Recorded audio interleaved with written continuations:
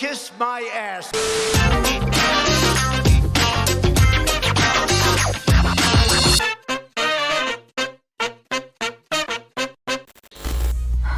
All right, oh my God.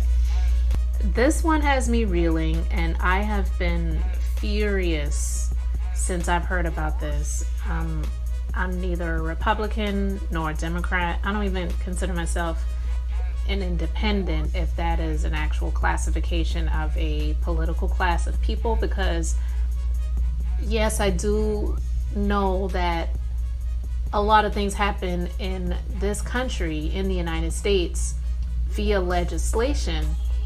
But when you don't really feel like you have a voice, then a lot of it sometimes just feels like it doesn't really matter, because if you're not in someone's pocket, if you don't have a lobbyist, if you're not, connected to the uber wealthy, or, you're not connected to these people who are in these places of political power, then you just, you really feel powerless. But speaking as someone who is an African American, who is a descendant of African slaves, and I know that this country can afford to pay reparations to those who have been injured, and so many things have been promised to us that we never have received, which would put those of us who some people feel is less than in a class that would help us to not be in that place, because a lot of the things that people see African Americans as is lazy or not hardworking or criminals or whores or baby mamas or welfare queens, or whatever phrases that are out there about African Americans, which, to be honest with you, because we are considered a minority, there is no way that the minority of us can be the majority of those who are getting those government benefits and wreaking havoc on the country's debt limits and all of these different things that are going on. But that is neither here nor there at this moment.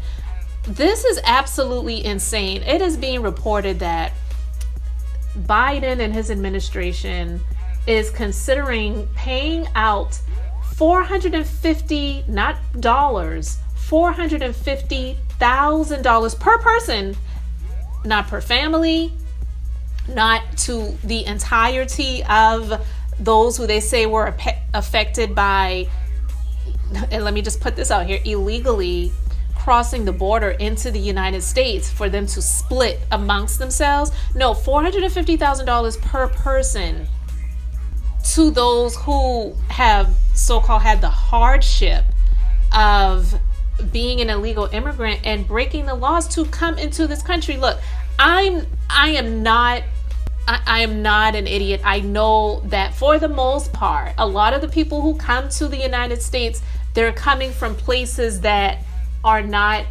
paradise. So they're not leaving paradise to downgrade their lives by coming to the United States and, slumming it. No, they're coming from places where it is not good. There are a lot of, horrible things that may be going on. And look, none of that is good, but it's not our fault. There are definitely ways to do things legally to come into the country. And hey, there are a lot of people that say, well, they don't make it easy. Well, should it be easy? Especially if it's going to infringe on the country that we are in and on our resources and on how things are here for those who are actual U.S. citizens in this country. Should it be 100% easy? Because like they say, if something was easy, everyone would do it. So, the question is, should it really be easy? And I don't think that it should be. I'm not going to talk about this for a very long time, but it just infuriates me to know that this is even being considered. Nothing has been passed at this point. It isn't something that is actually done, sealed, and done deal. But the fact that this is even being considered is absolutely insane. Absolutely insane. Because I can speak as someone who was a business owner, one who actually has a brick and mortar, and many other brick and mortar businesses, small businesses that have suffered in this pandemic due to a number of different factors because of the pandemic. And No one's giving us a bailout or a payout of just giving us money. If we needed some assistance, we have to apply for it. And they had given money to so many crooks and criminals who didn't even have legitimate businesses. They were just giving those people money. And now they're trying to turn around and bust people and arrest them and charge people with, illegally obtaining money that they didn't have the right to obtain. But yet, as businesses, they're not giving businesses anything. You have to apply for assistance. You have to apply for assistance that you have to pay back. They're not giving us anything. And there are a lot of people that have applied for assistance since last year, earlier this year, and they still haven't received assistance. But yet here they are today talking about giving $450,000 per person to people who did not vote to put this man and the vice president in office, or vote. They didn't vote for anyone. They're not even citizens. What is the justification for even thinking that way, let alone even trying to do something like this? I just absolutely don't get it. I don't understand it at all. And people can feel sorry for those who were obtained and they are detained and separated from their family members, and there's a lot of things that are going on with that situation, and to be honest with you, I don't know all of the details. I don't want to look and see anyone suffering or being harmed or hurt or anything like that. But if you come into an unknown place in an unknown territory, you really don't know what the consequences are going to be. So to be honest with you, it's like that's the chance that people take when they do things illegally, and it is a crime to come into this country and not do it in a way that they have laid the groundwork for you to do it. And there's some people that say, well, they don't, they didn't have the opportunity to do it the right way, and they're just trying to run for their lives and they're trying to seek asylum. But people from Haiti, which isn't as many as those who are crossing the southern border, they don't get that type of treatment. They haven't gotten that type of treatment. And I'm sorry, every time you look, Haiti has experienced some sort of devastation from a hurricane, earthquake, the president or whatever his title was, the leader of that, of that country being assassinated, and just a number of different terrible things that have happened there. That people are living in, a lot of them are living in poverty. I don't understand the difference. Well, I understand the difference. I'm not even going to go there right now. But it's not as many of them, and they're getting flown back to their country and have nothing to go back to. And to even consider, again, this has not happened yet. No one's cut a check to these immigrants yet. There's, again, like they say, there's nothing wrong with someone being an immigrant, but when you do it illegally, that is the word illegal in front of the immigrant portion that is wrong.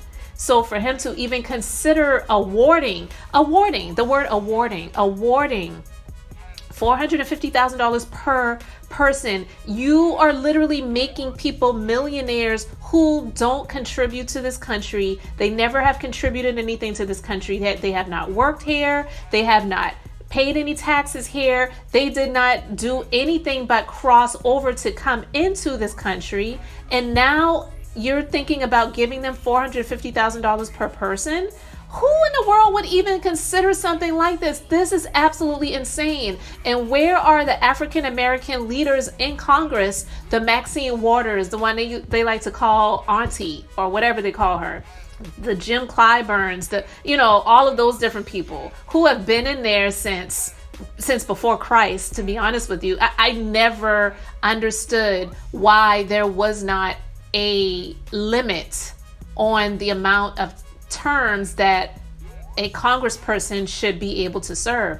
If a president has 2-term limits, why in the world do you continue to put these people back in office as long as they continue to get elected? They shouldn't be able to continue to run. They should have term limits. And to be honest with you, after 2 terms, they should only be able to serve 1 term, because for some of them, I believe their term is 6 years.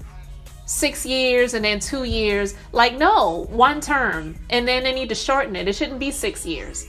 Shouldn't even be 4 years, in my opinion. It's absolutely ridiculous. A lot of these older people need to get up out of there.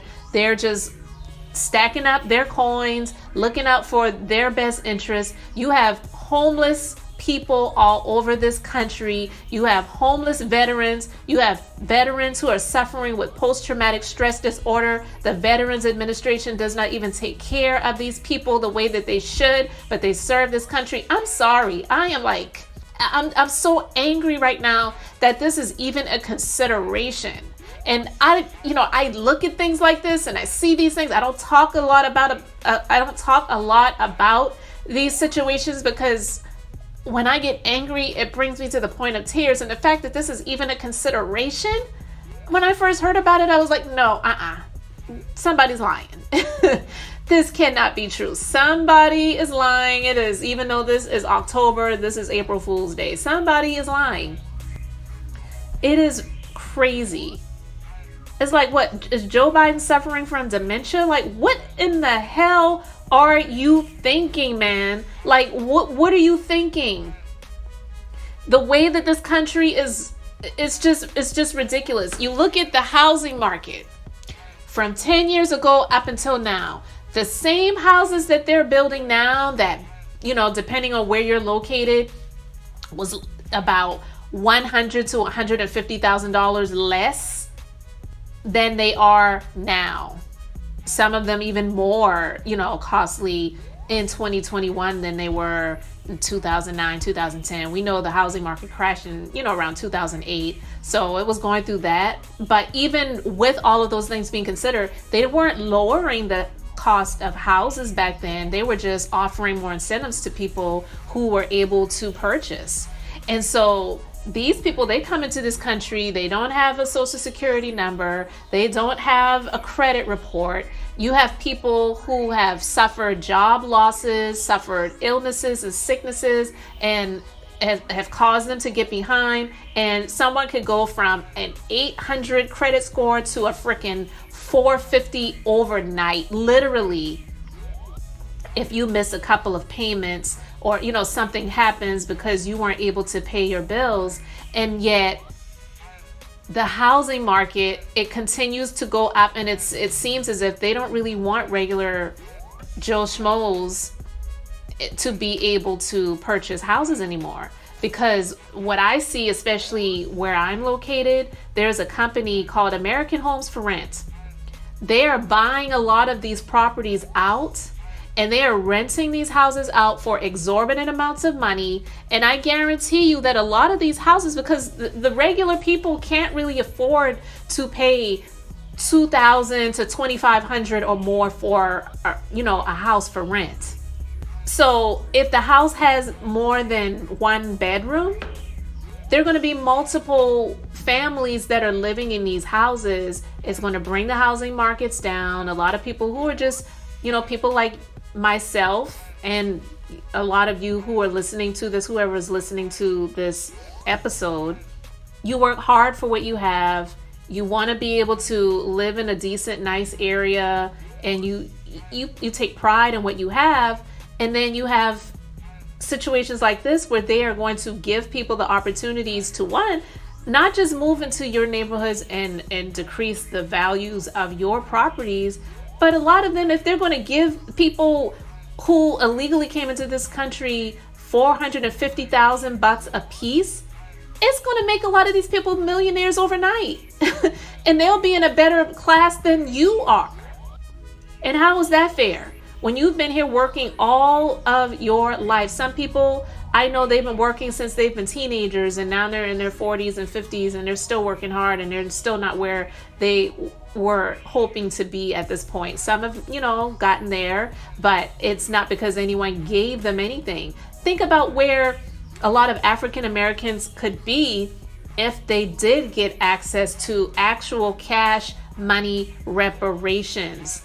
They always talk about fighting the war on drugs, the war on crime, and all of these other things. Look, I'm not saying that anyone should be a drug kingpin and, trying to live the life of Gotti or whatever, because they say, I'm just trying to put food on my table. Like, no, you're actually like running you're actually doing something more than just taking care of your family, because that's on a whole other level. I don't condone people selling drugs, but I know that a lot of people who get into that crime lifestyles because they either have a record and they're just trying to survive. A lot of people are just trying to survive. If people had access to cash and capital, we could do so much more. It would take African Americans from being a permanent underclass and being able to be a actual, real, legitimate, functioning part of society, and they wouldn't have to look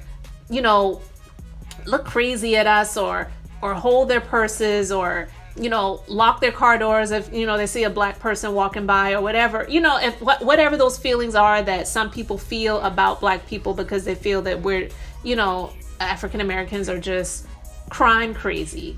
No, a lot of crimes are committed because people don't have access to cash and capital.